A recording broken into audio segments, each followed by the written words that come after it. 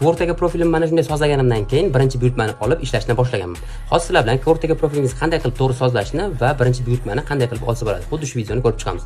Ushbu ko'rib turgan profilingiz men o'zimning shaxsiy profilim hisoblanib 2 yildan beri Kvorta qo'shimcha ish hisobida ishlab kelaman. Ko'rib turganingizdek chap tarafimizdagi menyuda, ya'ni bizning reytingimiz ko'rinib turibdi. Ya'ni birinchi o'rinda ответственность, ya'ni mas'uliyatligimiz 100%, odzivlarimiz 29%. Nimaga bizda odziv, ya'ni izohlar past? Chunki Kvorta dastlab ish boshlagan paytimda uning tematikasini tushunmaganman va mijozlardan izoh so'ramaganman. Agar siz Kvorta yangi bo'lsangiz, unda har bitta qilgan ishingizdan keyin mijozlardan ishimiz haqida 2 og'iz gapirib ketsangiz desangiz, ular sizga izoh yozib qoldiradi va bu keyinchalik ish olishingizga foyda bo'ladi.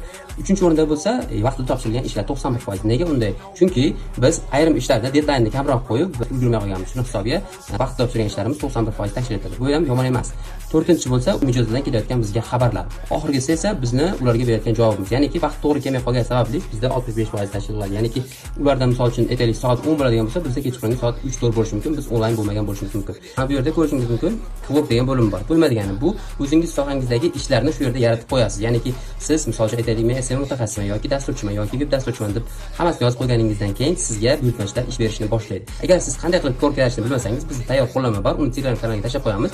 Telegram kanalidagi silkasini esa opsiyatsiyada bemalol ko'rib foydalansangiz bo'ladi. Kirasiz, bemalol olasiz va Kvorta yaratasiz. Bemalol birinchi buyurtmangizni olib ishlashingiz mumkin bo'ladi.